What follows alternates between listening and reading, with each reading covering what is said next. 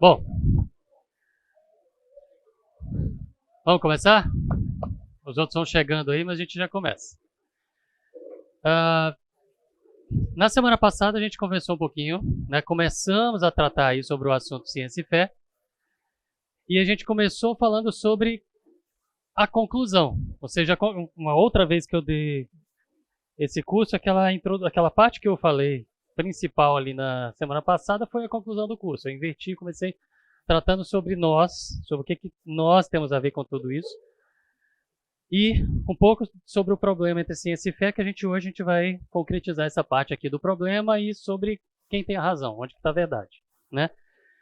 Vamos ver um pouquinho hoje também sobre as visões, sobre a criação, esse segundo tópico ali. E na semana que vem a gente vai ver cronologicamente como que começou essa confusão, esse problema assim, entre ciência e fé, o que veio acontecendo ao longo da história, para a gente entender o que está nos bastidores, por que existe esse problema, para vocês entenderem que não é só questão de opinião, não é só questão de informações ou de atualização da ciência e tal, não tem nada a ver com isso. Vocês vão ver que tem muito mais por trás dessa entre aspas, briga, né, entre a ciência e fé. E aí depois a gente trata daí para frente, do quarto tópico ali para frente, a gente vai tratar sobre argumentos e a gente está respondendo sobre todos os argumentos, né? A gente vai gastar aqui vários domingos sobre os argumentos aí, para poder a gente estar firmando as bases com relação às nossas convicções. Só relembrando então da semana passada, quando nós falamos sobre nós, o que nós temos a ver com isso? Ou seja, nós no meio dessa história, nossa história com relação à ciência e fé. Eu usei a minha história para poder colocar os exemplos aqui para vocês. O que é isso? É lá de trás? Ah, é porque agora que era para estar começando, né? Ah, então tá. Bom, o que eu coloquei aqui para vocês, a partir da minha experiência, mas para vocês aplicarem isso com a história de vocês, da vida de vocês, o que vocês estão vivendo. Mas o que eu coloquei aqui é que quando a gente está dentro de um problema, quando a gente mergulha no problema, a gente está no turbilhão das coisas que estão acontecendo em volta da gente, você não enxerga fora. Você olha o problema como a pior coisa do mundo, é aquilo que está acontecendo com você, a crise é extremamente pesada, aquilo ali é quase impossível, não consigo, não tem como vencer, aquilo é insuperável. Quando a gente está dentro dos problemas e as coisas vão acontecendo uma atrás da outra, você vai olhando, você não consegue enxergar. Você tem que, para poder você enxergar aquilo de fora e conseguir analisar aquilo friamente, você tem que dar um passo para trás, tentar sair de fora do problema, olhar e tentar ver como se você estivesse de fora, se não fosse com você, para tentar analisar. Isso é muito difícil fazer. Mas, na verdade, depois que você passa, e isso não precisa estar velho para fazer isso, a cada momento da vida você consegue olhar para trás e ver as coisas que vieram acontecendo na sua história até ali. E quando você olha para trás e você lembra das crises que você viveu, por exemplo, um ano atrás, no último ano, nos últimos 2 anos, durante a pandemia, antes da pandemia, se você consegue olha para trás e ver as situações que aconteceram na sua vida, os problemas que você teve, aquilo que você teve que enfrentar e que foi pesado e difícil, sofrido, mas você teve que enfrentar aquilo, quando você olha para trás, tendo já passado, você consegue enxergar peças de quebra-cabeça, você consegue enxergar a mão de Deus. Onde que Deus estava te livrando, onde que Deus estava colocando pessoas certas no lugar certo, na hora certa, ou onde Ele estava te impedindo de chegar ou de estar em determinado lugar, ou Ele te coloca numa situação de você fala, puxa, foi difícil, mas olha como eu estou hoje, o quanto eu criei resistência, casca grossa para poder enfrentar situações na vida, você consegue olhar para trás e ver as mãos de Deus e as peças do quebra-cabeça se encaixando. A cada fase da sua vida você consegue olhar para trás e ver isso. Mas quando a gente está dentro do problema, o problema parece insuperável, né? E aí o que a gente viu aqui, que eu coloquei aqui, é que quando você para e olha para trás, e aí o momento que vocês estão definindo, um momento horrível da vida, de você definir o seu futuro e toda a sua vida e sua profissão e como, para que lado você vai em todos os sentidos. Nesse momento, você olha, você está enfrentando dúvidas, você tem que quebrar a cabeça, você tem que parar para pensar, vai muito e se não der certo, eu vou, mas e se não der, o que vai ser de mim? Como que vai ser? Você fica vivendo os conflitos disso, entenda, vai chegar um momento onde você vai passar, você vai olhar para trás, e se você, ao longo da sua vida, de todos os capítulos que forem passando, você for fazendo as suas escolhas em função de agradar a Deus, independente de qual momento que você está? Ou quais as situações, as portas que abriram, as portas que fecharam e que não deixaram acontecer o que você queria? Mas se as suas escolhas que foram sendo tomadas foram em função de agradar a Deus, você vai chegar no final, seja ele qual for e onde você estiver, e vai olhar que você cumpriu sua missão. Porque a cada passo e a cada momento e cada lugar que você estiver, se você estava tomando decisões, escolhendo agradar a Deus, você estava cumprindo o seu papel, a sua missão. Você não tem que fechar, essa é a missão da minha vida e aquilo e tudo está ali. Se você está cheio de dúvidas, você não sabe o que é, escolha agradar a Deus. E você vai fazendo escolhas sábias e você está cumprindo sua missão. Que é o quê? Qual que é a sua missão? Qual que é o seu papel? Para que você está aqui? Não interessa onde você estiver. É florescer onde você está plantado. Ou seja, onde Deus deixou você ficar. Tem giz aqui? Não interessa. Aí você fala, puxa, mas Deus tem um plano? Ok. Se você está aqui, e se Deus quer que você chegue aqui, não tem matemático que vai me fazer uma conta aqui agora. Não tem. E que vai me falar quantas possibilidades de caminho existem para poder chegar no mesmo lugar. Vocês conseguem imaginar daqui o quanto eu consigo fazer? Ou o quanto eu consigo fazer de caminhos para poder chegar no mesmo lugar? Se Deus está querendo te tirar daqui, te trazer para cá, quantos caminhos podem existir para poder você chegar onde você tinha que chegar? Quantas escolhas, boas ou ruins, você pode fazer aqui? Quantas profissões, trabalhos você pode ter? Quantas decisões com relação à emoção, a sentimentos, a namoro, a tudo você pode fazer? São caminhos um número muito grande de caminhos infinitos que a gente não consegue nem calcular. Lógico que vão existir escolhas que vão trazer mais sofrimento do que outras. E aí é o que a gente está acostumado a ouvir dos nossos pais. Eu já vivi isso. Não vai por esse caminho que você não vai dar certo. Vai ser mais sofrido. E aí os nossos pais ficam tentando nos ajudar a direcionar para lados onde vão sofrer menos. Mas a gente sempre vai fazer escolhas erradas também. Quanto menos a gente errar, melhor. Mas a gente também vai fazer. Mas se ao longo das suas escolhas, e puxa, errei, conserta, vai e procura agradar a Deus, quando você chegar em determinado ponto, e podem existir outros além, mas quando você chegar em determinado ponto e olhar para trás, você vai ver que você cumpriu o seu papel se você foi escolhendo agradar a Deus. Você foi florescendo, você foi testemunhando, você foi sendo luz, refletindo Cristo. Certo? A gente conversou um pouco também sobre os nossos influenciadores. Quem são, o que eles querem e o que nós vimos o quê? Ok. Os influenciadores podem ser os próximos ou os distantes. Um cineasta, o produtor de uma série, o escritor de um livro, ou o professor, ou o cara que criou o currículo do novo ensino médio. Não interessa os influenciadores onde eles estão, ou quão distantes ou próximos. Mas o que eu coloquei aqui é o seguinte, vamos considerar que todos os influenciadores têm boas intenções. É óbvio que tem pessoas que não têm boas intenções. É claro, e vocês conhecem situações onde as pessoas estão influenciando e tentando fazer a sua cabeça com más intenções. Isso sim, acontece, mas eu não estou nem considerando isso. Digamos que todos os influenciadores, sejam do youtuber a um amigo, ou professor, ou quem for, um jogo, o cara que produziu os diálogos de um determinado jogo, a história de um jogo, não importa. Digamos que todos têm boas intenções. Ainda assim, tentando te convencer a enxergar a vida ou fazer escolhas segundo a ótica dele, ele fez escolhas que ele acha, estou considerando os que têm boas intenções, ele fez escolhas na vida, escolhas de caminhos na vida, que ele acha que são os melhores e estão tentando te convencer a fazer as mesmas escolhas que ele, porque ele acha que são os melhores. Mas não significa que, foi aqui que a gente terminou a semana passada, não significa que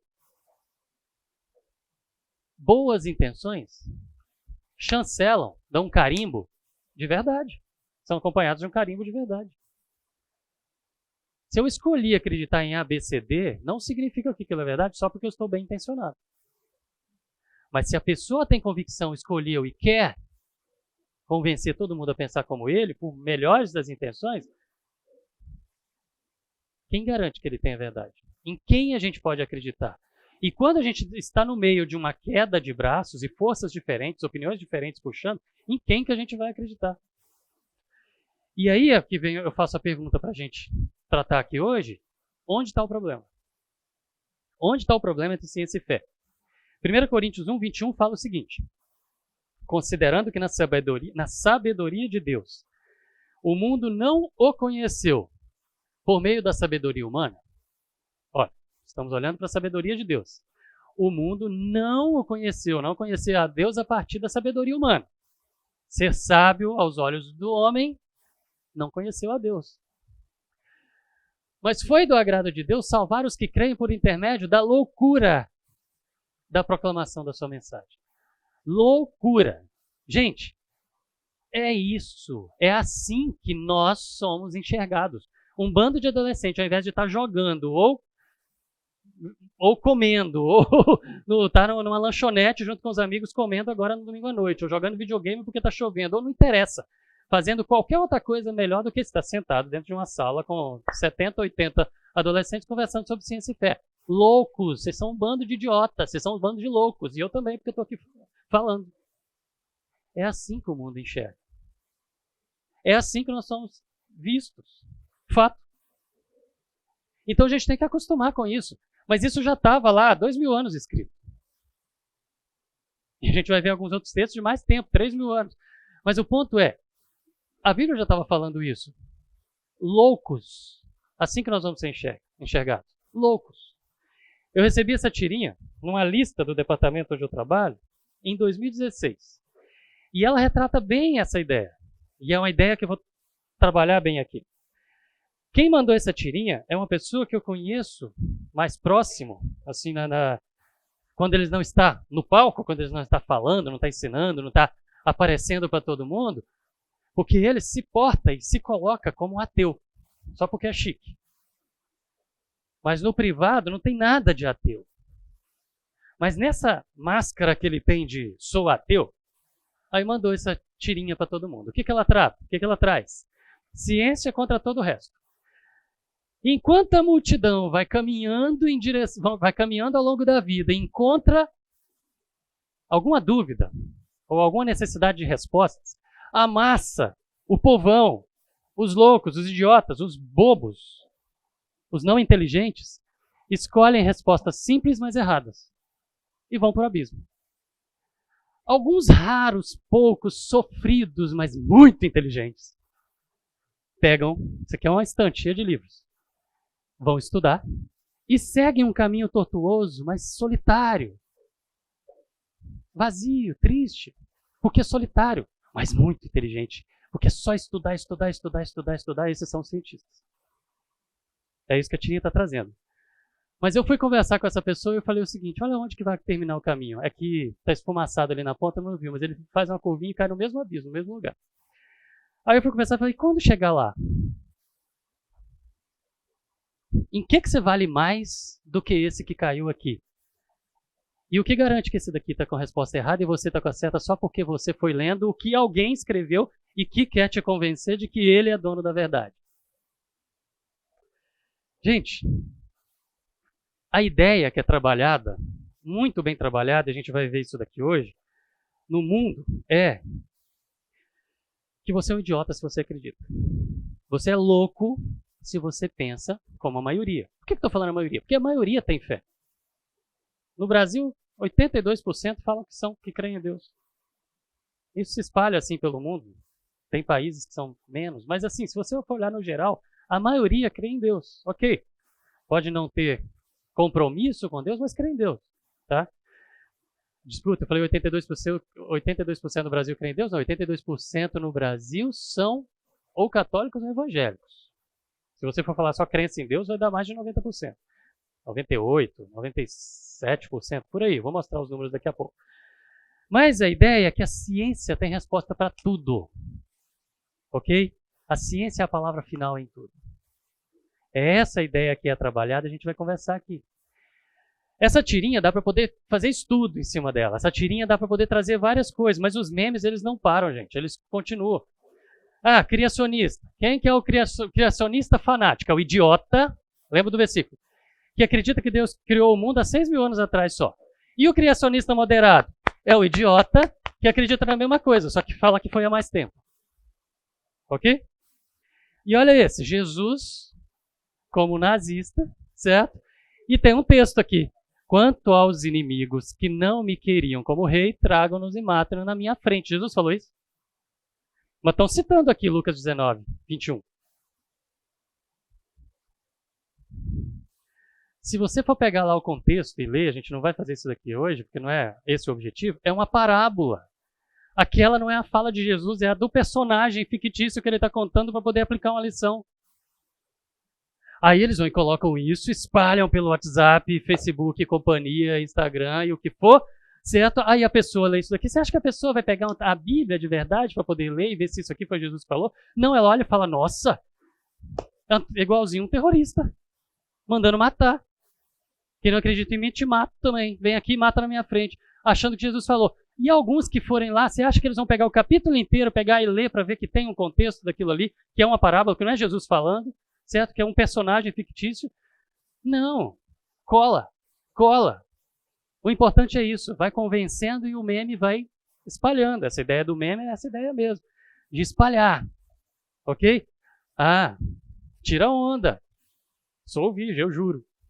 Tira onda. E esse aqui? Toque, toque, toque. Quem é? É Jesus. O que você quer? Entrar na sua vida. Para quê? Para te salvar. Salvar de quê? Do que eu vou fazer com você se você não me deixar entrar. Chega a ser engraçado. É engraçado. Ok? Mas essas ideias, elas vêm ou com piadinhas, ou no seriado, ou numa frase de um jogo, ou na frase de um filme, numa colocação do personagem principal, que é o herói, mas ele coloca aquela dúvida na frase dele. Puxa vida, é o herói, é o protagonista. Isso vai ficando. E essa aqui? Ah, tá explicado então. Por que quando a gente olha para o universo parece que está tudo acontecendo ao acaso e esse bando de idiotas estão falando que tem um criador? É porque o criador estava jogando bilhar. Ok. Como eu falei, cada meme dá um estudo. Aqui daria para falar, tá bom, um bom jogador de bilhar consegue olhar a bolinha que está aqui, que tem que entrar na caçapa aqui, a branca está ali, mas tem um monte de bolinhas no meio. E ele mirar no outro lado, para lá bater no canto, bater no outro, voltar aqui, bater e jogar a bolinha da caçapa, não faz? Um bom jogador de bilhar. E o cara que planejou todas as fórmulas matemáticas e físicas para que na hora que ele desse o pontapé inicial, tudo fosse batendo, e chegasse onde ele queria. Então tudo bem, isso daqui pode ser mais positivo do que negativo. Depende do quanto de tempo você tiver para conversar com quem te mandou isso. Ah, eu oro. Acéfalo. Essa é a ideia. E esse aqui, se chegar, e se a gente descobrir que tem vida inteligente em outro planeta? Onde que está seu Deus? E se a gente descobrir que a gente está dentro de uma bolinha de gude no ET? Ok? Que o nosso universo não é nada comparado a tudo que está lá fora e tal, e vai... E se... Gente, e se? E daí? Eu não estou falando que existe vida em outro planeta, eu não acho que tem, não é esse o ponto, mas estou falando que... E daí? Qual foi a história lá? A Bíblia está contando a história da relação do Criador com a sua criatura aqui. E se um dia chegar? Não vai abalar a fé. Não precisa abalar a fé, mas os memes vêm para falar, se descobrir vida em outro planeta, a sua fé acabou. E você escuta tanto isso ao longo da vida que você acha. A ideia é que a humanidade ela estava antes subjugada por Deus, depois ela foi se levantando e começou a se humilhar diante de Deus. Depois ela começou a louvar a Deus, agora já era. Não precisa mais de Deus. Ok? É essa a ideia.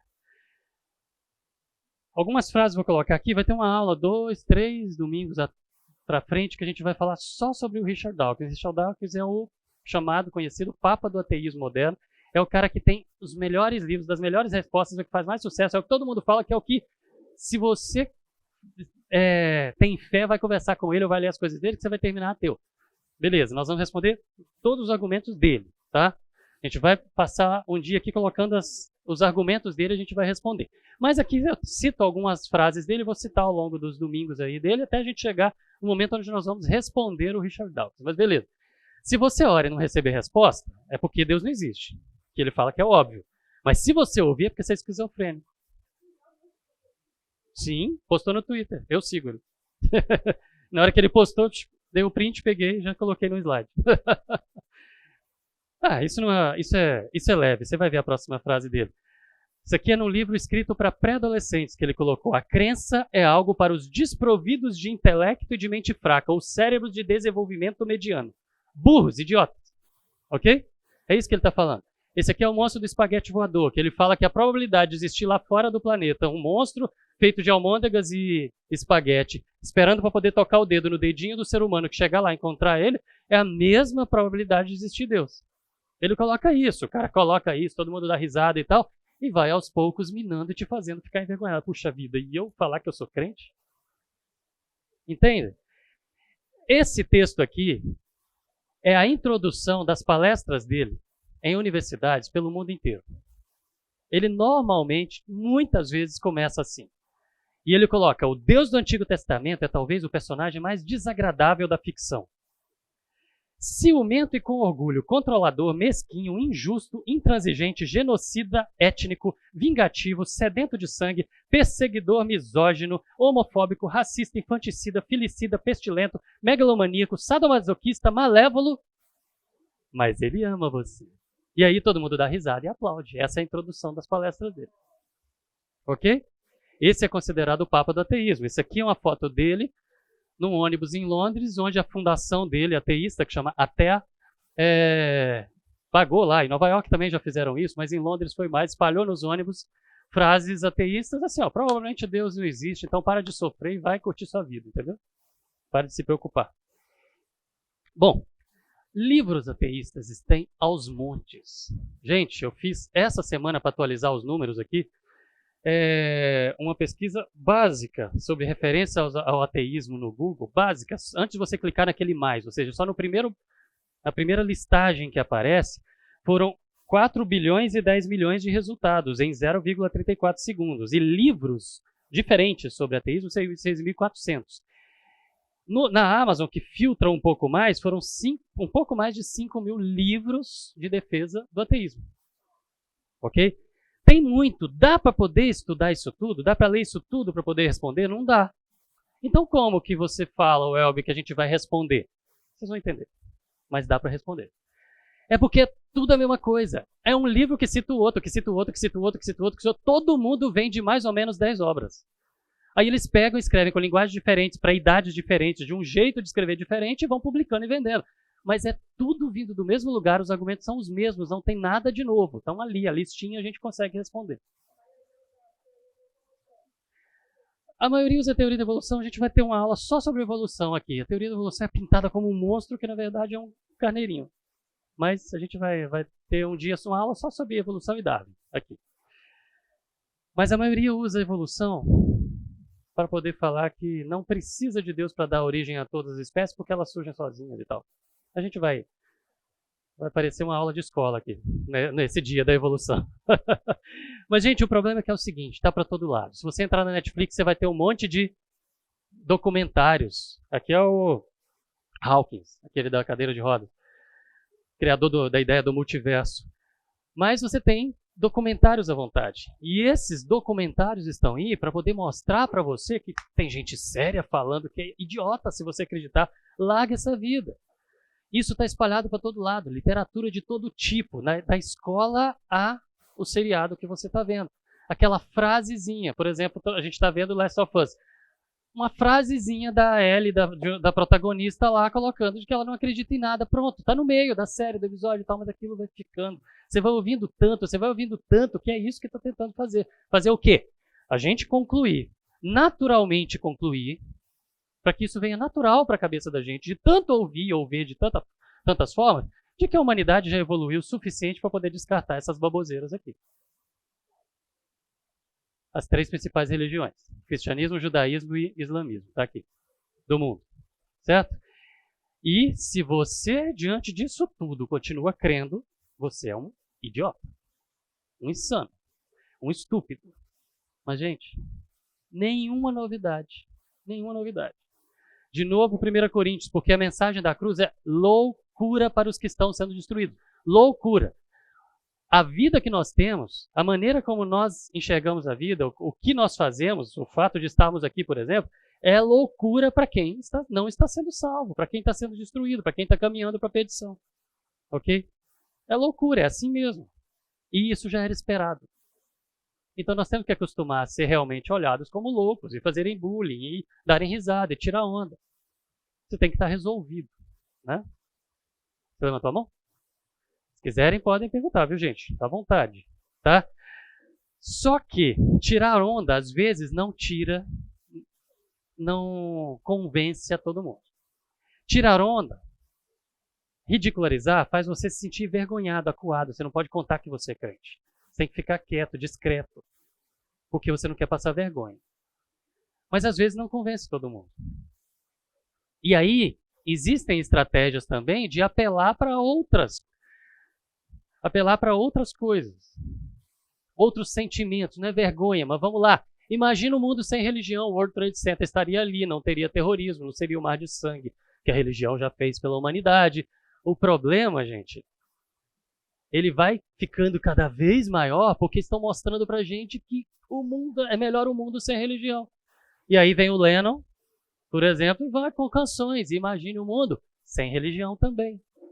No Imagine, uma frase. A música é linda, eu gosto dos Beatles, eu gosto do Lennon, eu gosto dessa música, mas tem lá a frase: imagine o mundo ideal e utópico, descrevendo o mundo perfeito e sem religião também.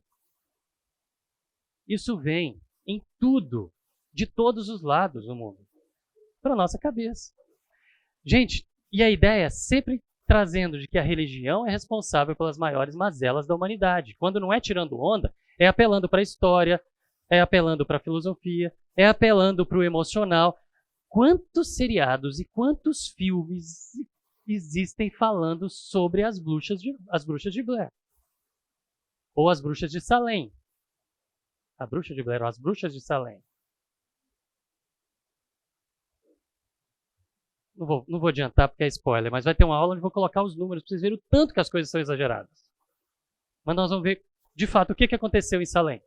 Tá bom? Mas, gente, a coisa ela fica de tal proporção que você acha que foi uma hecatombe, arrasou, acabou, um mar de sangue. E eu não estou falando que não erraram quando mataram. Lógico, nada justifica matar. Mas as coisas elas são colocadas de um jeito que a gente vai imaginando que o mundo seria melhor se não tivesse isso aqui onde nós estamos agora. Você quer acreditar em alguma coisa? Nas quatro paredes da sua casa. Não tem essa de se reunir, não.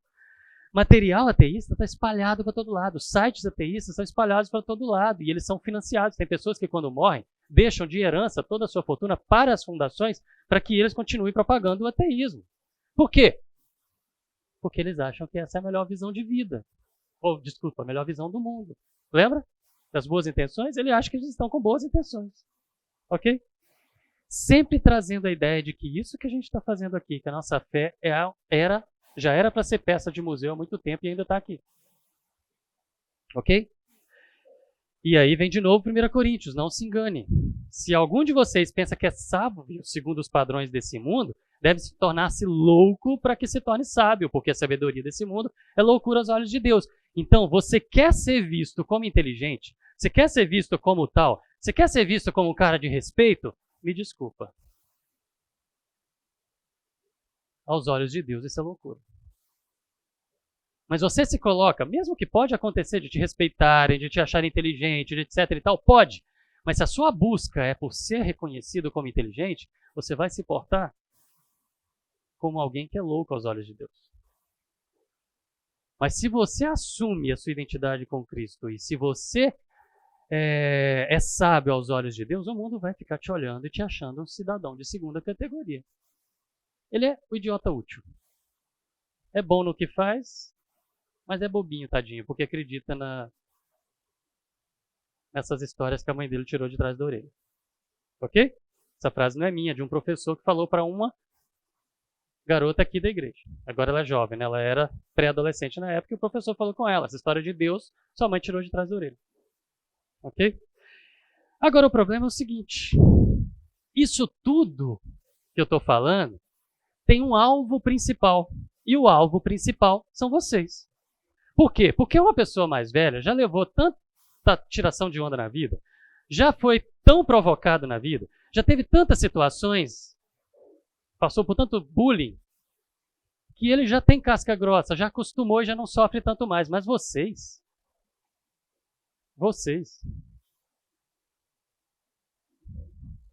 é muito injusto. Para vocês, na idade de vocês, tirarem onda, dói, machuca. E aí você vai sendo acuado mesmo. Ou seja, o foco principal para convencer são vocês, a juventude. Por quê? É uma estratégia ótima. Porque se você ataca a juventude, você vai acuando, deixando envergonhados, ou convencendo que é melhor não ter religião no mundo, você está convencendo a próxima geração que vai estar mandando. E aí, enquanto a próxima geração que está mandando já é mais ateia, você continua atacando as bases e os jovens para que a próxima geração que vai mandar no mundo, que são vocês, venha mais ateísta ainda, mais ateísta ainda. Ou seja, estratégia excelente. A gente vai ver os números daqui a pouco. Aliás, vamos ver agora. No Brasil, como eu falei, olhando para as igrejas, entre 52% e 70% dos jovens cristãos que crescem dentro da igreja, depois que passam da juventude, abandonam a fé. Esses números não acontecem aqui. Aqui é muito baixa a evasão da igreja. Por quê? Acho que essas pesquisas elas ajudam a responder, talvez. Por que a gente tem um distanciamento tão menor do que essas proporções tão grandes que acontecem em outras igrejas por aí, infelizmente. Mas, olha só. No Brasil, 87%, lembra que eu falei que ia ver os números? 87% se declaram ou católico ou evangélico. Fora outros que falam que creem em Deus, por exemplo. Espíritas não estão nessa conta aqui, isso vai lá para 90 e tantos por cento. Judeus não estão nessa conta aqui, entendeu? Isso vai subindo. Agora, 87% que se declaram católicos evangélicos, se pegar essa turma, só católico e evangélico, e fizer uma pergunta para eles, ou seja, esse total é 100% agora, tá? 44% só acham que temer a Deus é uma coisa importante para a pessoa. Gente, menos da metade. Temer, ou seja, ele crê em Deus. E ele se coloca como católico, como cristão, como católico evangélico, mas ele não vive o cristianismo. Se ele acha que é relevante temer a Deus, se só metade acha que é relevante temer a Deus, e aí o que sobra dessa outra metade? Só que tem um detalhe, aí a gente vai vendo nas pesquisas, a gente vai vendo um sinal de alerta, onde que o problema está. Só 24%, ou seja, um quarto praticamente do total que se diz cristãos entre católicos e evangélicos, somente um quarto teriam coragem dentro da sua igreja de fazer perguntas sobre as questões relacionadas à fé, principalmente relacionadas à ciência. Teve uma vez que eu dei um curso, não para os adolescentes, para os adultos, e que uma pessoa na avaliação do curso falou assim, nossa, foi pouca Bíblia, precisava estar estudando um livro da Bíblia e não falando muito sobre ciência. Eu falei, gente, ela não entendeu a proposta do curso. Mas na maioria das igrejas realmente não acontece isso. Fica só estudando os livros da Bíblia. É lógico que nós temos que estudar, e vocês têm isso no currículo de vocês, e intercala um assunto aplicativo agora e outro no livro da Bíblia com aplicação também. Isso acontece, mas chega um momento que a gente trata dessas questões aqui. Isso não é tratado para todo lado. Então dá para entender o abandono, porque a pessoa continua com dúvida. E a pessoa não tem nem coragem de perguntar, porque se ele pergunta, ele é escorraçado. Falam que ele está cometendo suicídio espiritual, não pode falar nessas coisas.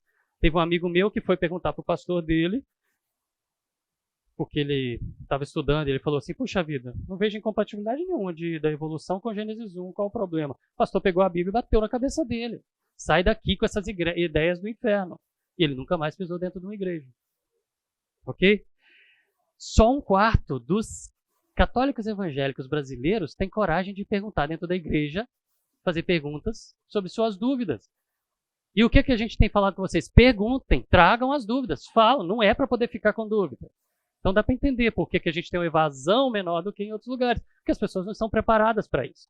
E aí os números continuam, a gente não precisa. 6% só estão interessados em assuntos religiosos, 2% só estão prestando atenção no que o pastor está falando lá na frente, os outros estão aqui pensando no livro, no jogo, nos amigos, no programa, no que vai fazer, no truco que vai jogar.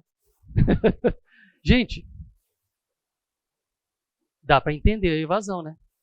Esse grupo, Barna, fazem muitas pesquisas, estatísticas mesmo aí dentro do cristianismo, das igrejas, e aí vão trazendo muitas informações que a gente consegue enxergar. E são muitas pesquisas, eles trabalham só em função disso. Você entra no site deles, você tem trocentas pesquisas para você olhar. Mas uma bem recente, 2020, aí no início da pandemia, não, foi no meio de 2020, então já tinha começado a pandemia, eles colocaram ali que os sem religião, e aí eu estou falando de ateus, agnóstico, ateu é o que fala que Deus não existe. Agnóstico é o que não quer nem saber de Deus, vive como se ele não existisse, mas está lá. Ou os afastados, sabe? Aqueles que estavam dentro da igreja, saíram e não querem saber, não estou pensando em Deus, eu só estou querendo curtir a vida. Ou seja, pegou essa turma toda aqui, ok? E aí, e fez uma comparação ao longo da história e colocou que de 1986 para 2020, essa turma afastada ateu ou agnósticos nos Estados Unidos subiu de 3% para 14%. Só que isso é olhando para o povão, para todo mundo. Se focasse só em jovens, eu não estou falando nem de adolescentes, só em jovens, entre 18 e 29 anos, isso subiu de 10% para 38%. E isso na nação evangélica número 1 do mundo.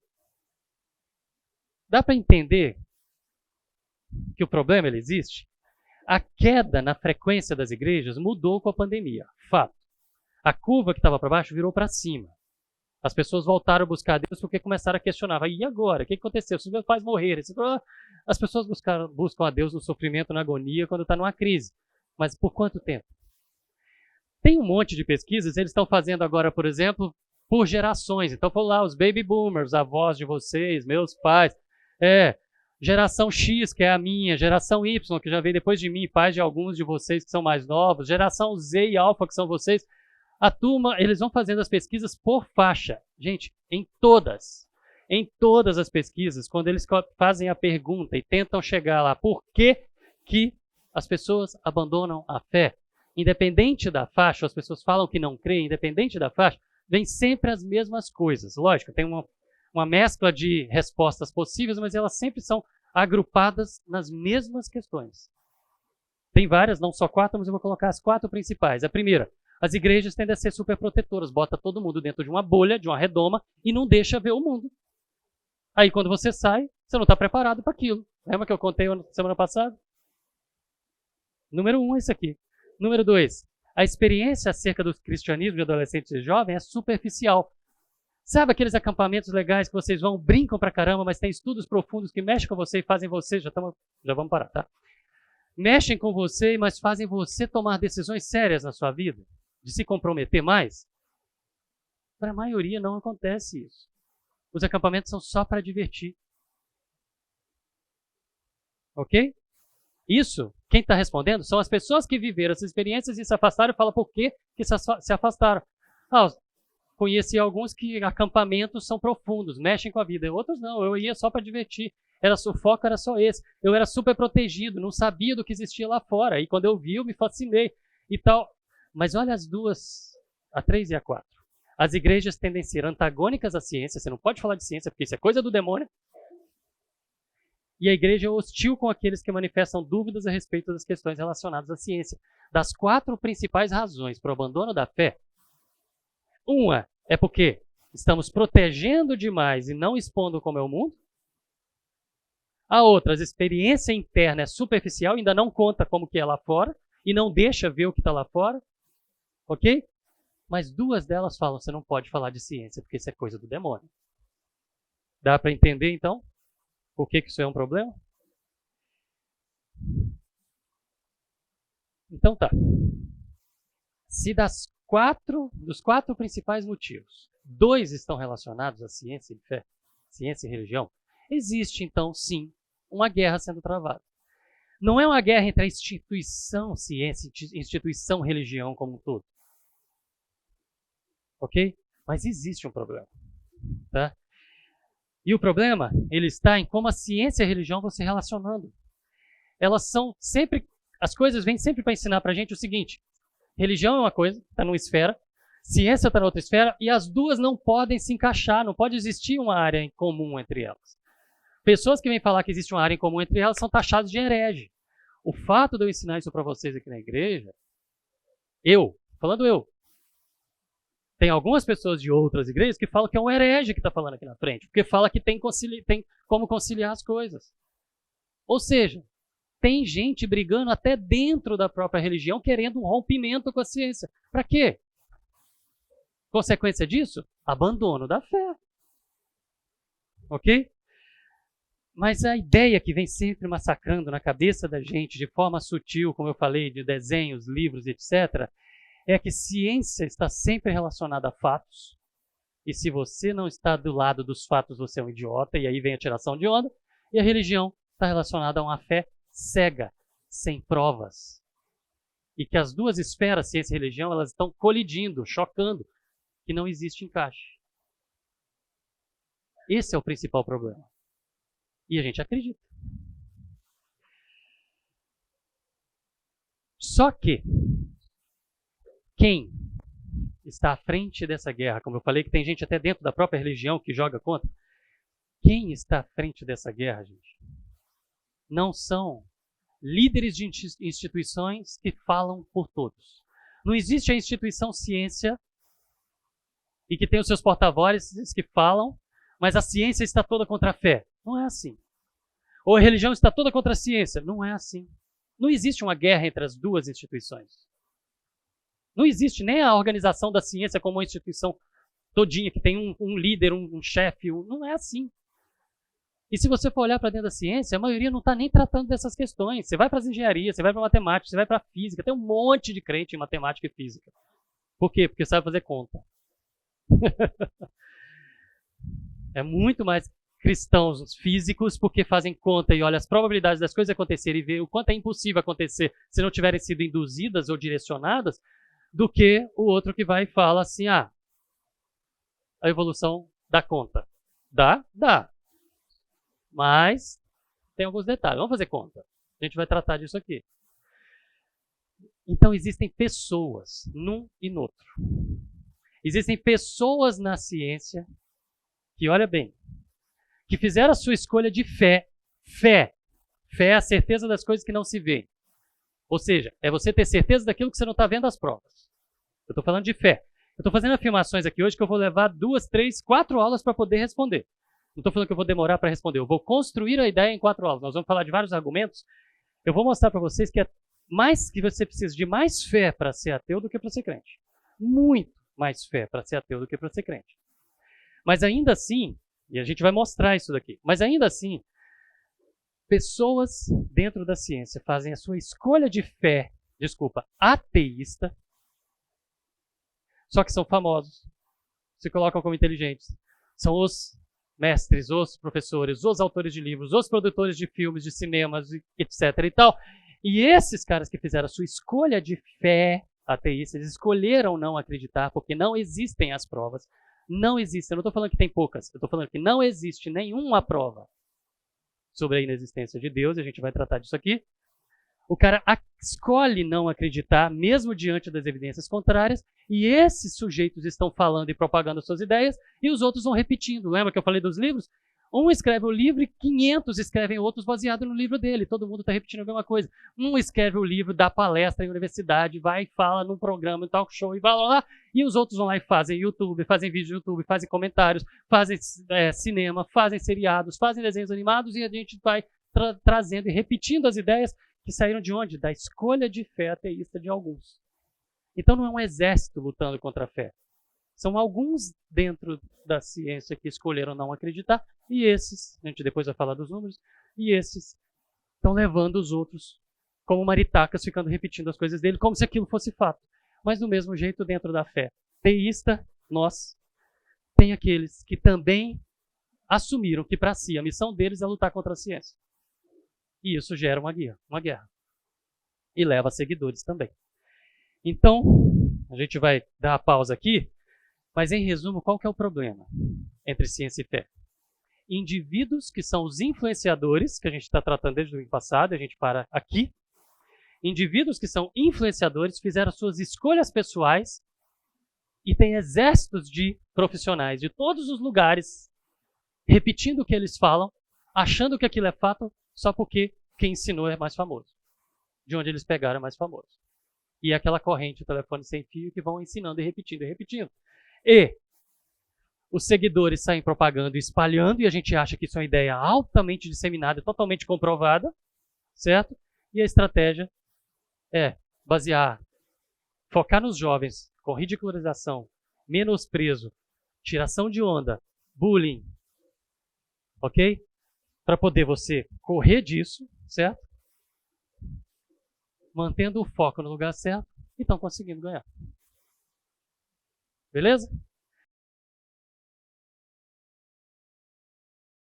Beleza, vamos lá. Gente, hoje, agora nessa segunda metade, nessa segunda parte, e na semana que vem, nós vamos tratar sobre a história do conflito entre ciência e fé. Hoje, não de forma cronológica, na semana que vem colocando nomes e a cronologia da história para vocês verem como que a coisa foi acontecendo, o racha foi acontecendo e como chegamos onde estamos, tá bom? Bom, Jeremias 9, 23, 24 fala o seguinte: não se glorie o sábio na sua sabedoria. Não se glorie, não se ache o sábio na sua sabedoria. Nem se glorie o forte na sua força. Não se glorie o rico na sua riqueza. Gente, pare de se gloriar. Parem de se achar. O sábio na sabedoria, o forte na força, o rico na riqueza. Mas o que se gloriar, se tem algum motivo para você se orgulhar, se glorie nisto, em entender e em me conhecer. Quem? Deus. Ok? Que eu sou o Senhor que faço benevolência, juízo, justiça na terra, porque dessas coisas me agrado, diz o Senhor. Não se glorie o sábio, o rico, o forte, mas se glorie em me conhecer. Esse é um texto. Tem trocentos, tem vários na Bíblia, onde Deus sempre instigou e incentivou pesquisar, fazer pergunta, ter dúvida e ir atrás. Deus sempre estimulou o conhecimento. Deus sempre estimulou você pesquisar, a humanidade pesquisar, ir atrás e vasculhar as coisas. Ele espalhou na sua criação marcas, ou uma digital, como a gente vê aqui. Ele espalhou suas marcas na criação para todo lado.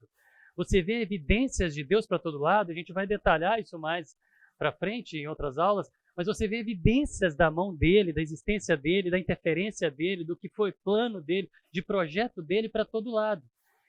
E ele nos colocou aqui para não ficar todo mundo só encostado assistindo, mas para a gente ir atrás, pesquisar, investigar, descobrir, desenvolver coisas, descobrir outras constantes e criações dele, leis da física, da química, na natureza, onde você possa manipular e você possa criar tecnologia, desenvolver. Ele estimula isso, sempre estimulou. E a igreja sempre estimulou isso também, pesquisar e investigar. Porém, mesmo Deus estimulando o conhecimento e o estudo, ao longo da história sempre existiram diferentes concepções sobre Deus, e está aqui de propósito com a letra minúscula. Sempre existiram diferentes concepções de Deus na história, nos diferentes povos, de diferentes formas. Concepções, visões, imaginando como que seria Deus. E no meio desse panteão de deuses que a humanidade criou, imaginando como seriam Deus ou os deuses, certo? Essas divindades aí que apareciam, elas sempre manifestavam diferentes facetas do comportamento humano, ou seja, eram divinos no poder, mas humanos nos comportamentos. E isso tinha um motivo. Tem um motivo para a humanidade ficar criando deuses para poder refletirem o homem. Era do homem para Deus. Então, se existia ira, amargura, inveja, ciúme, cobiça, ganância, aqui os deuses também faziam essas coisas. Era como se fosse um outro povo que de lá mandava aqui. Isso está na ficção. Você vê Thor, por exemplo, você está ali. Tudo bem que o Capitão América falou Deus fraco. Não, isso foi o Hulk. Mas, não, o Capitão América falou o quê? Só tem um Deus. E ele não veste essas roupas ridículas. Tá, beleza. Foi assim, né? Acho que lá o Capitão América falou. O Hulk falou foi Deus fraco. Com o Loki. Bom, vamos falar um pouquinho sobre essas diferentes concepções de Deus, visões sobre Deus, então, que apareceram aí ao longo da história, mas sem a gente colocar cronologia aqui, só tratando dessas visões. Tá bom? Concepções, a primeira delas, e a que é a mais legal na ficção, é o politeísmo. Por quê? Você tem vários deuses com poderes, superpoderes sobre-humanos, certo? Mas esses poderes, eles estão aí em diferentes aspectos da natureza. Esses poderes estão aí manifestando. É o Deus do ar, é o Deus do mar, é o Deus do trovão, é o Deus do ar, é o Deus da floresta, é o Deus do planeta, é o Deus do sol, é o Deus da lua. Os deuses desse panteão, eles estão ali manifestando poderes relacionados à criação. Poderes relacionados a obras do Criador. Então são concepções de Deus, concepções do homem a respeito de Deus, colocando um Deus para mandar cada tipo de fenômenos da natureza ou forças da natureza, ou grandezas da natureza. Mas o politeísmo, com essa divindade toda, coloca aquilo que eu falei, divindades que manifestam o comportamento humano. Então, como eu falei, ira, amargura, inveja, ciúme, cobiça, ganância, vingança, e as coisas vão por aí. Idolatria,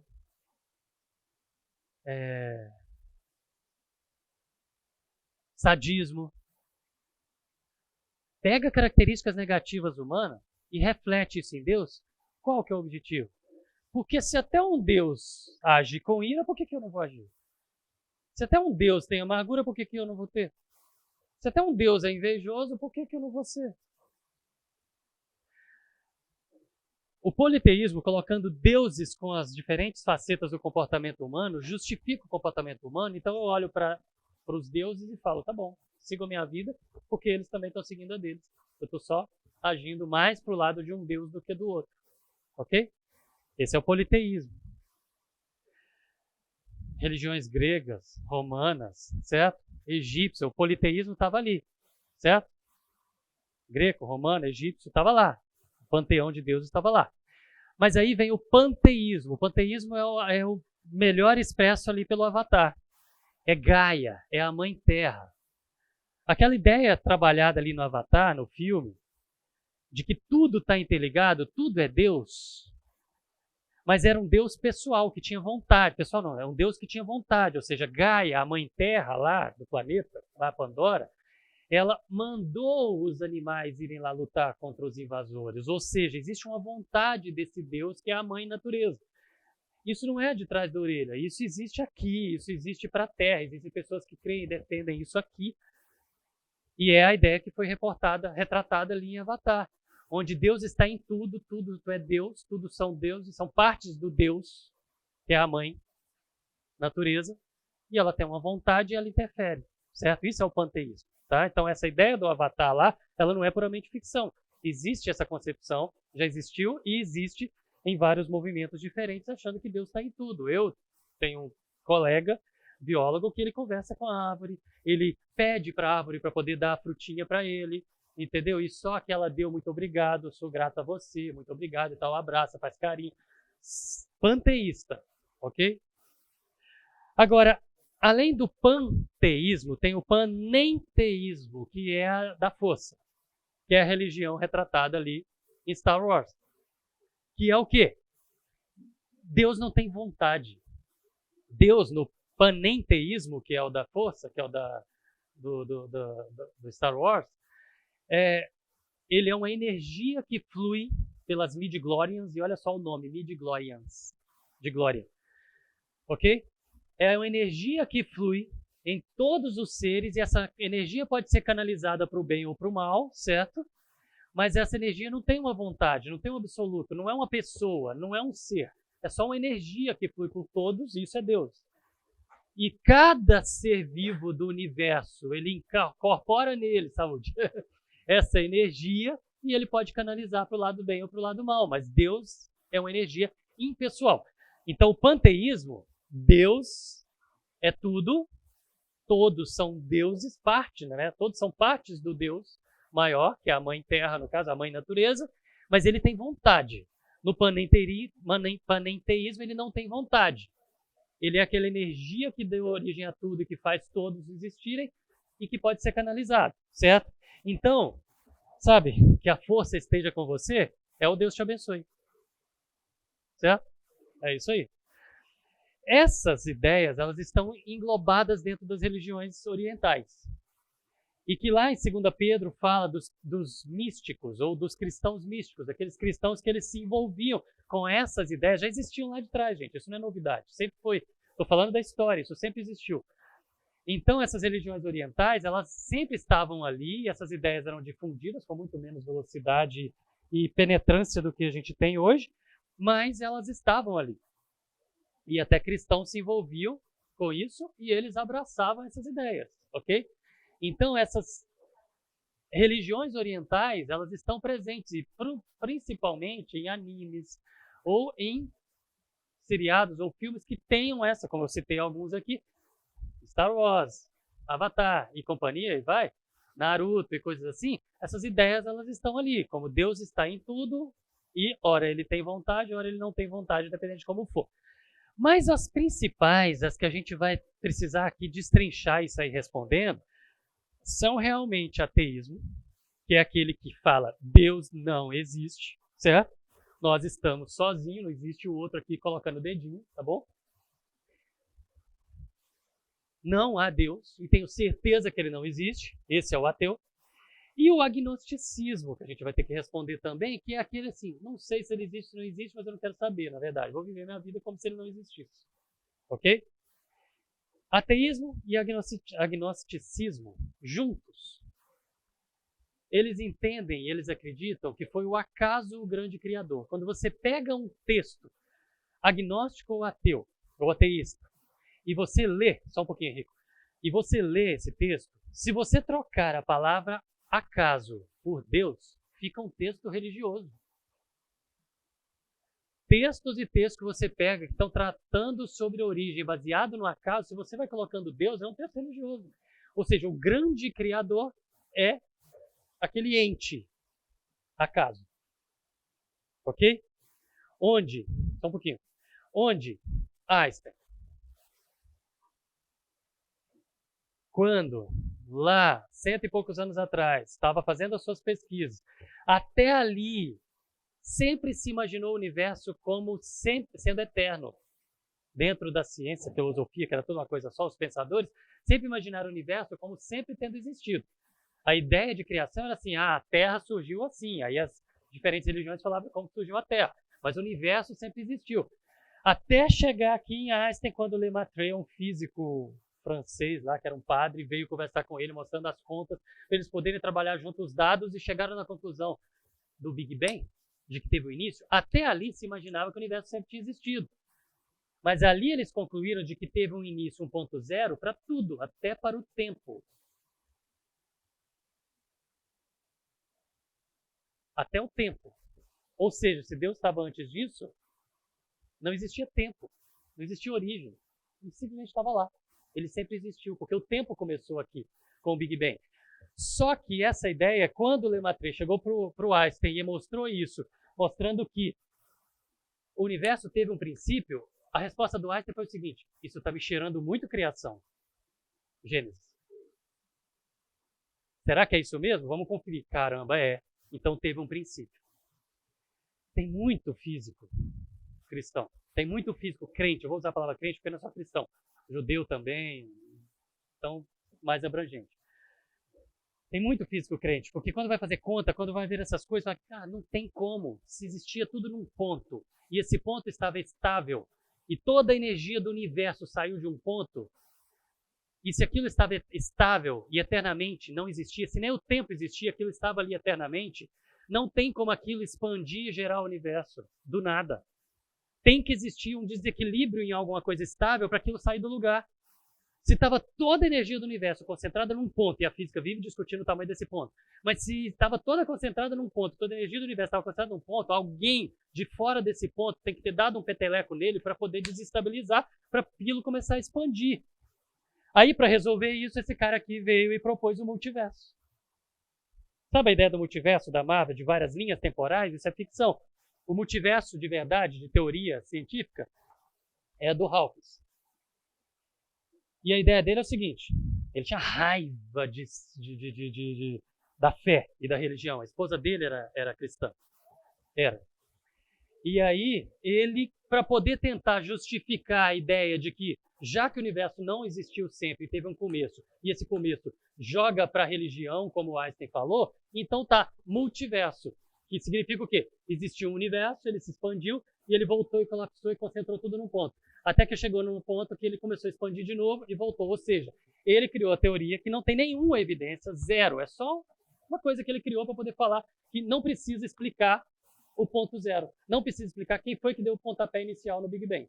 Para isso, já que a física colocava o seguinte, tá, toda a energia estava concentrada num ponto, Big Bang, e alguma coisa tem que ter gerado essa instabilidade para poder tudo existir. Então, já que não tinha resposta, porque a conclusão óbvia era Deus que deu esse pontapé inicial, então ele falou, então tá, não precisa responder falar sobre Deus. Não precisa pensar que teve Deus. Então vamos continuar acreditando que o universo foi eterno, só que ele fica expandindo e encolhendo, expandindo e encolhendo, expandindo e encolhendo. Esse aqui é o multiverso, vários universos que expande e encolhe. Essa é a ideia do Hawking. Zero de evidência, mas foi simplesmente para poder não ter que falar que existe Deus, para poder dar o pontapé inicial no Big Bang. Ok? E aí o Richard Dawkins, que é o papa do ateísmo, que é biólogo, que pega carona no Hawkins e traz os argumentos dele que a gente vai responder um por um em outra aula. Fala aí.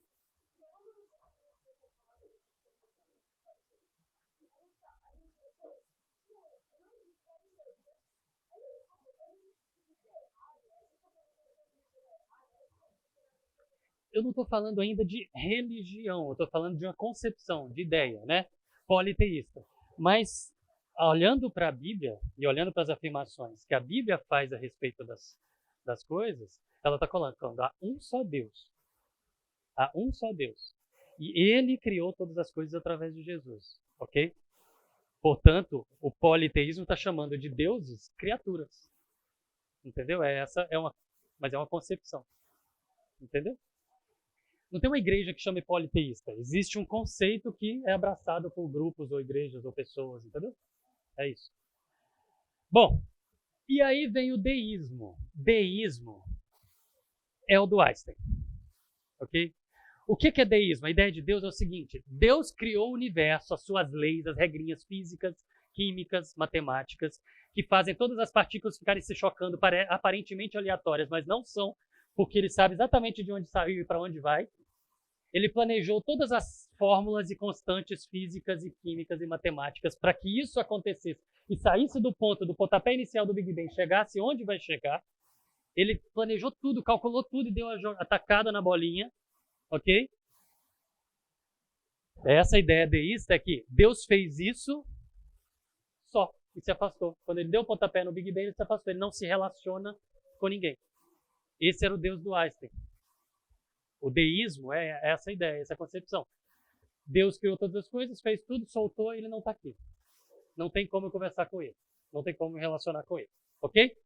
Só que alguns deístas, e aí não estou falando do Einstein mais, mas só que alguns deístas usam inclusive a Bíblia para poder se referir a essa criação de Deus mesmo e tal, mas para poder falar que ele não se relaciona com a gente. Coloca lá, por exemplo, Deus descansou de toda a obra que fizera, em Gênesis 2, 2 e 3. Falando que ele descansou no sentido de cessou de criar. A ideia é essa mesmo. Quando fala que Deus descansou, que ele cessou de criar. Mas aí eles colocam cessou de criar e cessou de se relacionar, ele não está mais aqui. Já que usam a Bíblia para poder colocar isso, então eu vou colocar, a gente não vai voltar em deísmo mais, então eu vou colocar aqui uma resposta bíblica também, porque se um deísta usa a Bíblia para poder falar que Deus não se relaciona, a Bíblia coloca também em Colossenses o quê? Ele, quem? Deus. Não? Ele é a imagem, não. É Jesus. Ele é a imagem do Deus invisível.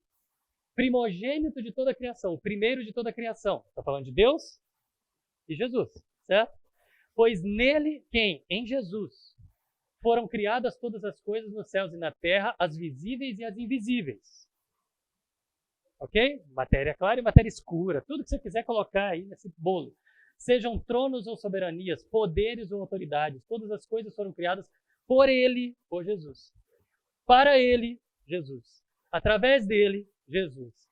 Ele é antes de todas as coisas, Jesus. E nele, em Jesus, tudo subsiste. Ou seja, a criação veio a partir de Deus, Jesus, criação, e tudo é sustentado por ele.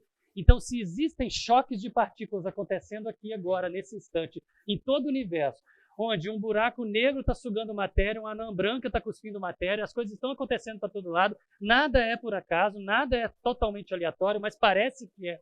Só que a quantidade de energia do universo está todinha em equilíbrio, continua em equilíbrio, está tudo funcionando, e as coisas viajam de um lugar para outro, a energia viaja de um lugar para outro, tudo está calculado e planejado para chegar num ponto. Mas se eles tiram a mão, se eles tiram o sustento, isso tudo desmorona. Foi tudo feito por ele, para ele, com ele, sustentado por ele. Ok? Essa é a ideia. E aí,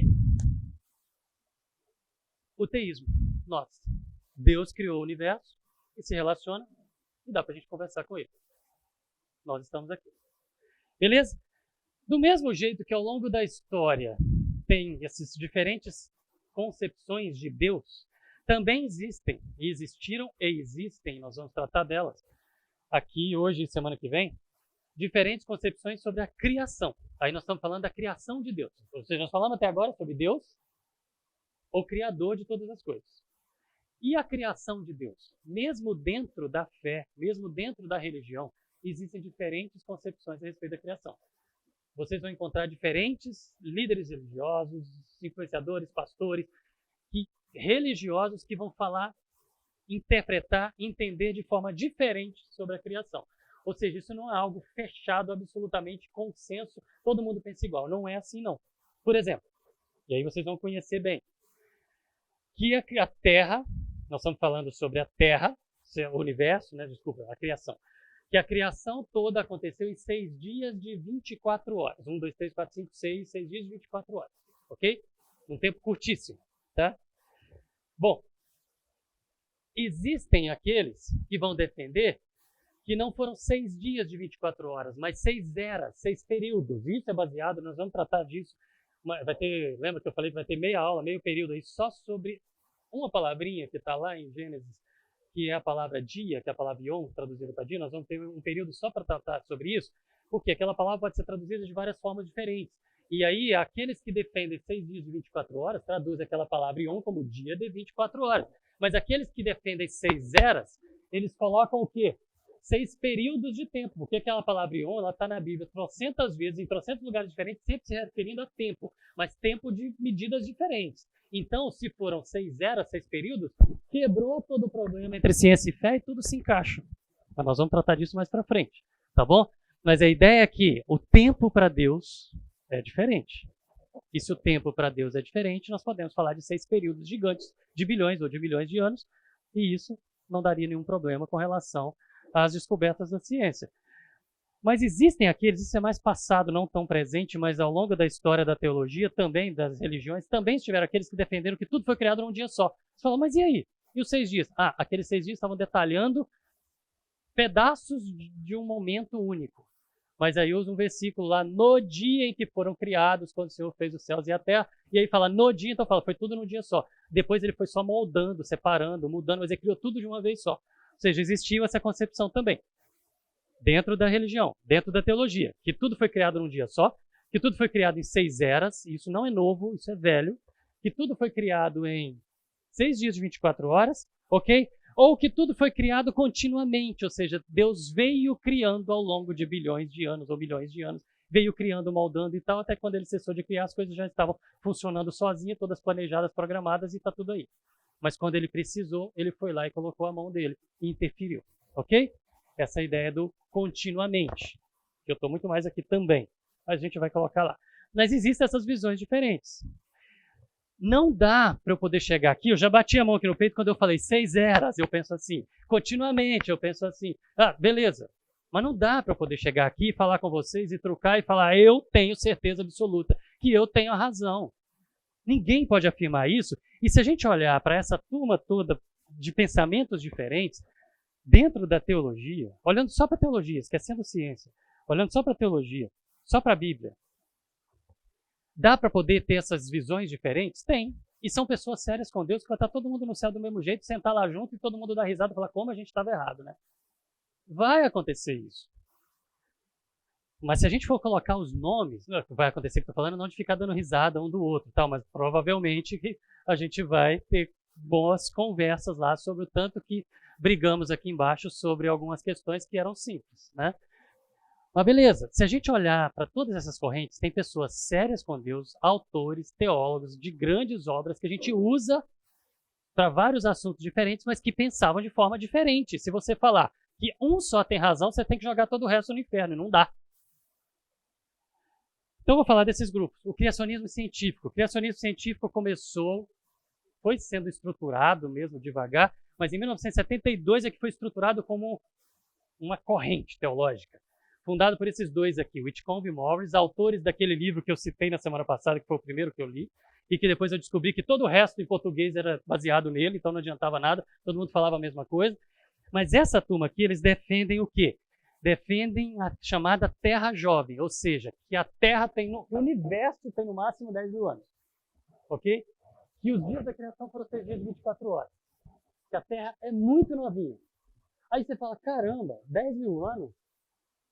Vinho já tinha sido inventado.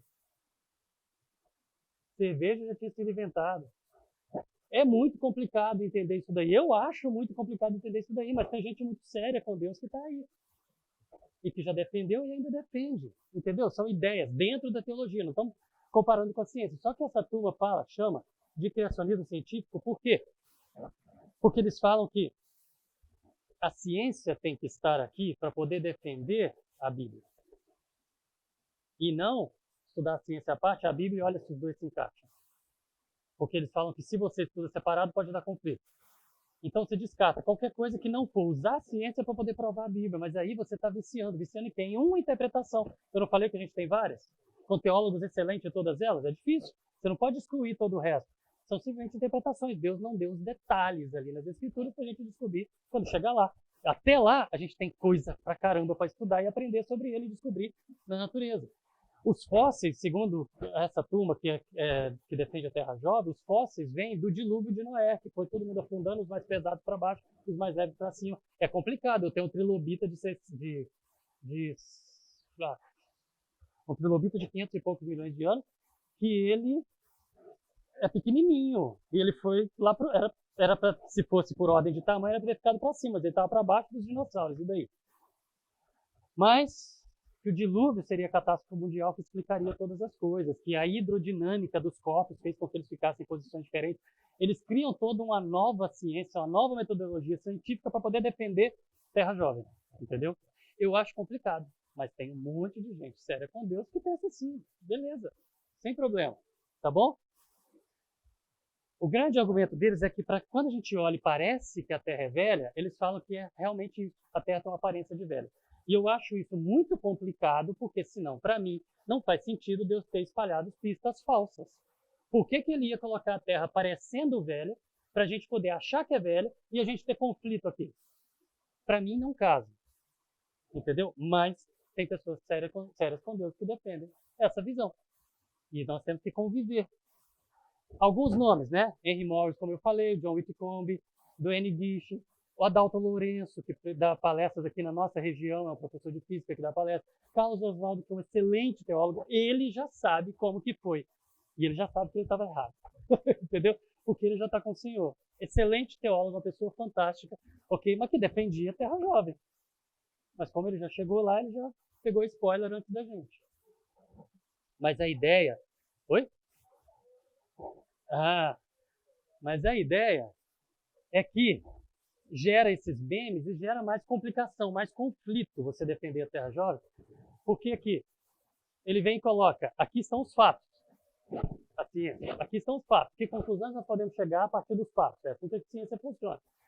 Mas aí o criacionismo científico fala o seguinte, parte da Bíblia para poder fazer todo o resto. Então aqui está a conclusão, Gênesis. Vamos usar a ciência para provar isso. Só que o problema é que está partindo de uma única visão teológica, e é complicado, né? Bom, ainda existe a turma do chamado design inteligente. Design inteligente tem tanto cristãos que defendem teologicamente dentro das escrituras que existe um designer, ou seja, um criador, que fez todas as coisas, mas existem também alguns grupos que se intitulam design inteligente que são agnósticos. Eles não querem saber quem é esse Deus, não acham que esse Deus se relaciona, são meio tipo Einstein, deístas. Não acham que Deus se relaciona, mas que ele criou todas as coisas, que tem provas o suficiente de que tudo foi criado. Não existe prova de que não existiu, que não foram criados, mas existem provas de que foram criadas por alguém, por um ser inteligente. Então, já que existem essas provas, eu estou falando de agnóstico, não estou falando de religioso. Já que existem essas provas, então beleza, vamos então estudar cientificamente essas provas, entendendo que o Criador existe, mas ele não é de nenhuma religião, e eles não se envolvem com nenhuma religião. Essa é a ideia do design inteligente, tá?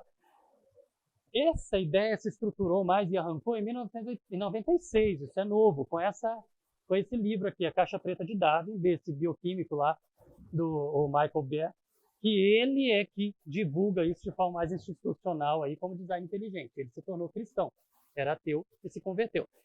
Aí vem a teoria do gap. A teoria do gap, ela é teológica, tá? Ela é toda estruturada em uma palavra. Gênesis 1:1, no princípio criou Deus os céus e a terra. Gênesis 1:2, e a terra era sem forma e vazia. Essa palavra era sem forma e vazia, o era, pode ser traduzida por tornou-se. Como pode ser traduzida por tornou-se? Então, os adeptos da teoria do gap defendem o quê? Que Deus criou uma terra onde habitavam os dinossauros, os gigantes, etc. Os fósseis estavam todos dessa terra velha. Quando o diabo caiu, na queda do diabo e seus anjos, a terra foi destruída, ela tornou-se sem forma e vazia, e aí depois ele recria tudo em 6 dias e 24 horas. Ou seja, a teoria do gap, ela tenta ajuntar o que a ciência vem descobrindo, que o universo é velho, que a Terra é velha, que a criação é velha, certo? Com a ideia dos 6 dias e 24 horas, para poder continuar falando que a palavra Yom tem que ser traduzida por 24 horas. Ok? Mas sempre baseado em uma palavra. Ao invés de traduzir por era, traduz por tornou-se, cria toda essa teoria, que casa e fala, então faz sentido encontrar dinossauros, você vai achar e medir, usar as diferentes formas de datação, que não é só uma. Eles pegam no pé, quem é contra, pega no pé de um, o pessoal da Terra Jovem fala que acabou no 14 não é um bom método de datação, porque erra pra caramba. Sim, mas existem 12 métodos. Então, assim, é velho. Aí a teoria do gap coloca o seguinte, tudo bem que é velho, era da primeira Terra, que depois foi recriada. Então, tudo bem, casa o velho, a aparência de velho do universo ou da Terra, com a ideia de 6 dias da criação há menos de 10 mil anos atrás. Essa é a ideia da teoria do gap. Essa teoria é antiga, ok? Mas ainda tem pessoas hoje que defendem. Mas esse cara, Thomas Chalmers, aqui, foi o primeiro que estruturalmente escreveu sobre isso, mas ele já apontava esse cara, esse Episcópio, como o autor dessa teoria, lá atrás, em 1500. Hoje, se você pega a Bíblia de Estudo Scofield, que vende aqui na livraria da igreja, nas notas de rodapé lá de Gênesis, ela está defendendo essa teoria. Que lá entre o primeiro e o segundo versículo de Gênesis teve uma destruição e recriação da Terra.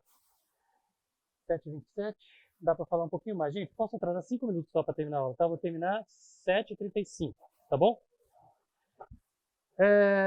E aí vem essa turma do criacionismo progressivo. Essa e a próxima, eu me posiciono entre essas duas. Eu faço um pacote entre essa e a próxima e ajunto as duas, esse sou eu. Esse é o criacionismo progressivo, é o quê? Do dia era, que pega a palavra Yom, que realmente está escrita lá, que é traduzida para dia, mas que pode ser traduzida para tempo, e coloca como tempo, um tempo indefinido, ou seria 6 períodos. Então, período 1, período 2, período 3, período 4, período 5, período 6. Quem institucionalmente, né, oficialmente defende muito são esses dois. Esse daqui já veio falar aqui na igreja, o Ross não, o Hannah já veio aqui falar. Eles fundaram essa Reasons to Believe, que é uma organização para pesquisa da criação, e defendem essa ideia do dia-era. Tudo começou com esse livro aqui, The Genesis Question, que foi um livro que esse curso, em 2011, eu dei pela primeira vez, porque o pastor Fernando me deu esse livro para ler e falou, prepara um curso a partir daí. Aqui na igreja você vai achar a maioria dos pastores que concordam com essa visão teológica aqui do dia-era, ok? E o que eles trazem? Gênesis não retrata dias de 24 horas, mas 6 períodos. 6 períodos, bilhões de anos, tudo bem. Está resolvido, ok? 99% dos problemas se resolvem aí. 6 períodos indefinidamente longos. Gênesis eram eras, e a visão deles, eu vou explicar isso mais para frente em outra aula, mas a visão deles era que eras, você traduzir Gênesis 1 por períodos, é muito mais literal do que dias de 24 horas. Por exemplo, um dia, Deus cria todos os animais, o homem, ele acorda, manda ele dar nome para os animais, é um ser humano. O relógio roda no tempo do ser humano, não no tempo de Deus mais. Certo? E esse ser humano olha para todos os animais, dá nome para todos eles, classifica todos eles, faz o papel de biólogo ali. Aí depois que terminou de todos os animais passarem na frente dele, ele sair dando nome, ele olha e se sente sozinho, porque ele viu que todos estavam aos pares. Aí Deus faz ele dormir, vai lá e tira uma costela, faz um clone, deleta um X e coloca um Y no lugar. Não, desculpa, deleta um Y, duplica o X, faz a Eva nascer, aí ele acorda, ele olha, faz um poema para ela. No período de 10, 12 horas de um dia. Então, na visão dessa turma aqui, períodos é muito melhor do que dias de 24 horas. É mais literal você falar em período do que isso. Não é só esse o argumento, tem outros, mas a gente vai falar isso em outro momento. Tá bom? Tudo baseado nessa palavra aqui, dia. Sendo assim, fecha o quê? Deixa eu olhar a hora. Beleza, tá ótimo, vai dar certo. Fecha o quê? Sem problema nenhum. O universo tem 13 bilhões de anos? Legal, tudo bem. Se encaixa. Sem problema nenhum. A palavra ion pode ser tem 12 significados, gente. Todos eles para tempo. Não, por que tem que escolher um dos 12 e fechar que ou você fala que são dias de 24 horas ou você é um herege. 13 bilhões de anos, beleza. Ah, se mudar, se a ciência for lá e descobrir que são 15, tudo bem. Não se encaixa.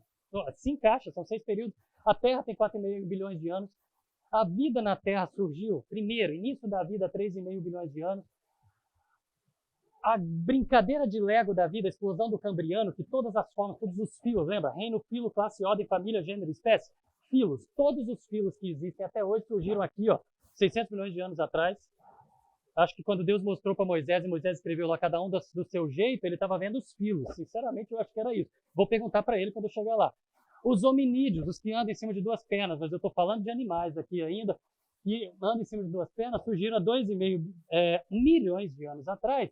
Mas os neandertais, os nossos priminhos, que eram iguaizinhos a gente, são um pouquinho menores, mais troncudinhos, mas cérebro até maior do que o nosso, eles vieram só há 500 mil anos atrás. Isso não é nada, é ontem, ok? 500 mil anos atrás, os neandertais vieram aqui, conviveram com a gente, com o Homo sapiens. Há 300 mil anos atrás surgiu o domínio do fogo. Começaram as sinais de tecnologia. Mas adivinha quem surgiu há 300 mil anos atrás? Nós, Homo sapiens. E aí, os neandertais se extinguiram há quanto tempo? Só 30 mil anos atrás, não é nada perto desse tempo todo aqui. 30 mil anos atrás, os neandertais se extinguiram, cruzaram com os sapiens, tiveram filhos com os sapiens. Tem gente até que questiona se é outra espécie mesmo, porque a definição de espécie não era para poder dar para misturar e ter filho. Ok? Há 14 mil anos atrás aconteceu a Revolução Neolítica, ou seja, a domesticação de animais, plantando, colhendo, agricultura, deixaram de ser nômades, começaram a ficar parados, construir cidades. Olha a civilização aqui, há 14 mil anos atrás só. E há 12 mil anos atrás, olha que interessante, terminou a última glaciação e entrou no período interglacial, quando as geleiras derretem e a Terra enche d'água. Nós vamos falar isso mais pra frente, tá bom? Eles têm um livro, Quem foi Adão? O Adão seria um cara lá do Neolítico que Deus pegou e colocou o espírito dele ali. Adão clonou, fez a Eva. É tudo literal, gente, não tem nada figurativo. Gênesis é literal, é essa a ideia do dia-era, tudo literal. Foi assim mesmo.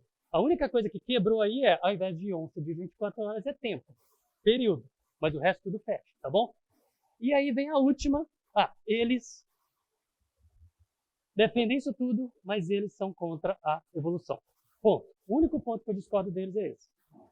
Porque o próximo grupo, que é o evolucionismo teísta ou criacionismo evolucionário, é a turma que fala o seguinte: tudo que o grupo anterior fala, estou falando de cristãos, tá? Estou falando de interpretação de visão teológica, não estou falando de ciência. De teólogos, tá? Os teólogos que são os evolucionistas teístas falam o seguinte: tudo do dia-era, daquele período grande de tempo, ion não é dia de 24 horas, tudo bem, fecha isso tudo direitinho. Mas que Deus pode ter usado a evolução para criar. Os evolucionistas teístas falam o seguinte: Deus usou a evolução para criar. Então toda a diversidade biológica vem da evolução que Deus usou. Foi ele que escolheu o bicho certo na hora certa, para fazer a mutação certa e para poder pular no lugar certo na hora certa. Mas eles afirmam isso. Eu não estou aqui afirmando que a evolução, não ponho todas as minhas cartas na evolução de jeito nenhum. Mas eu acho que sim, a evolução pode sim ter sido uma ferramenta que Deus usou, eu não acho que é problema nenhum.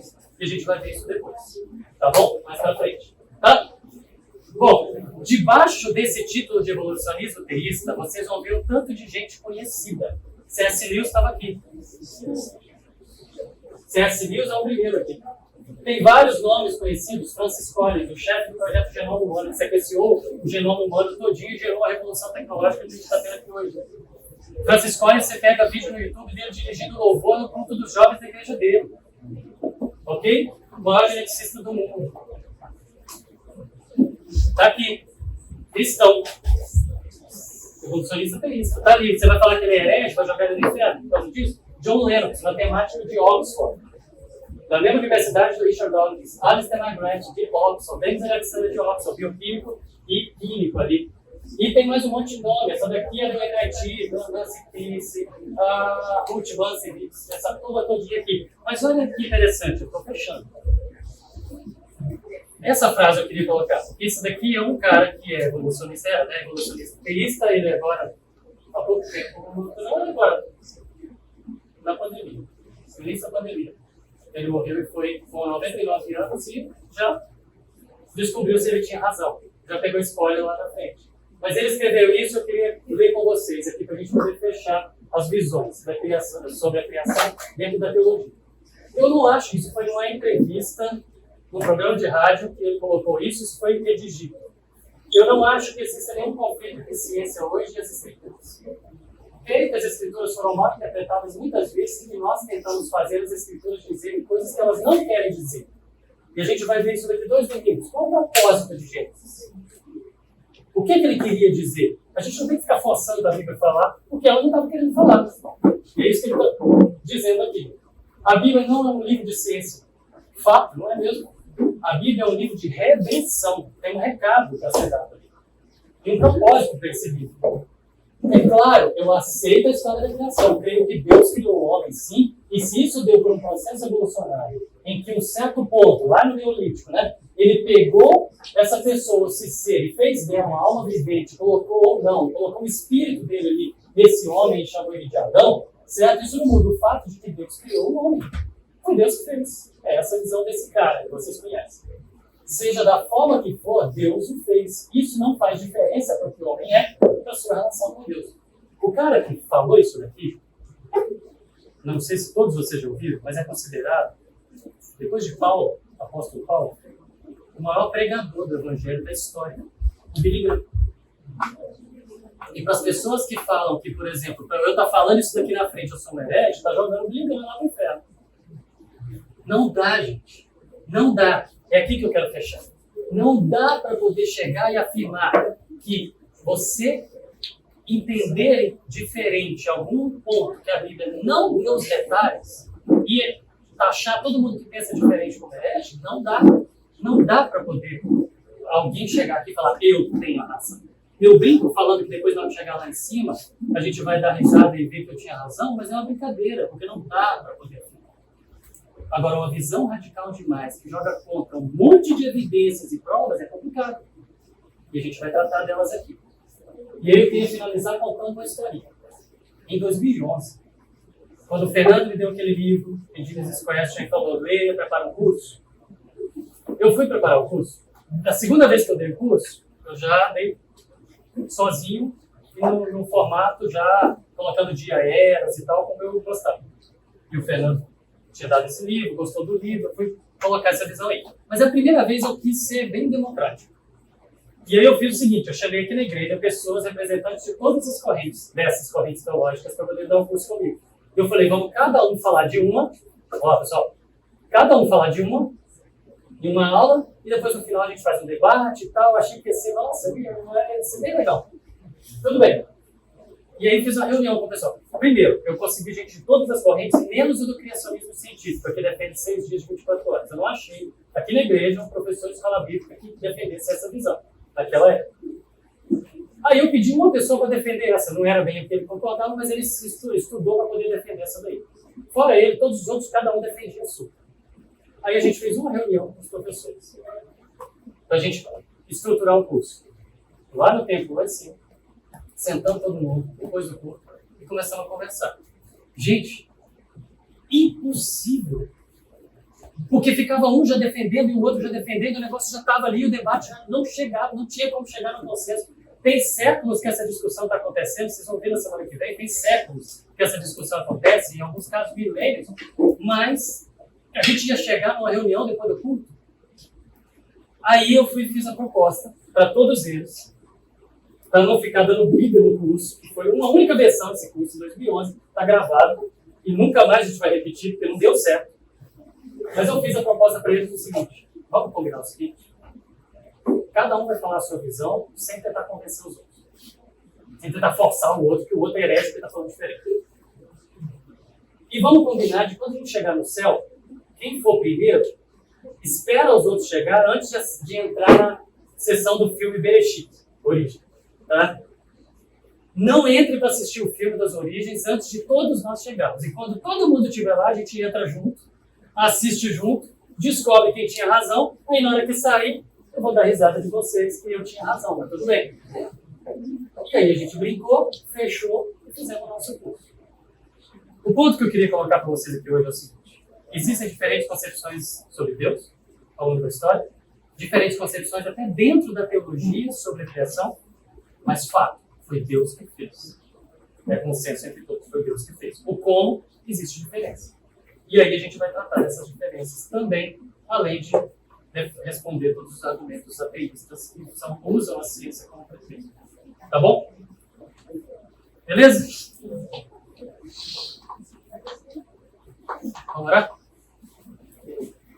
Senhor Deus, muito obrigado pelo teu cuidado, pela tua mão sobre nós, pela tua graça e misericórdia. Obrigado, Senhor, por nos abençoar, nos permitir, Senhor, estudar, nos permitir tirar dúvidas, nos permitir fazer questões, explorar, sem sermos rechaçados por isso, massacrados por isso. Obrigado porque o Senhor nos estimula a pensar, obrigado porque o Senhor nos estimula a pesquisar e obrigado porque o Senhor nos deu inteligência, nos deu condições de estarmos aprendendo cada vez mais de Ti, admirando cada vez mais o Senhor. Nos ajude a estarmos sempre fazendo escolhas certas ao longo das nossas vidas e estarmos sempre honrando ao Senhor e agradando ao Senhor com as nossas escolhas. Em nome de Jesus. Amém. Peça, Maria.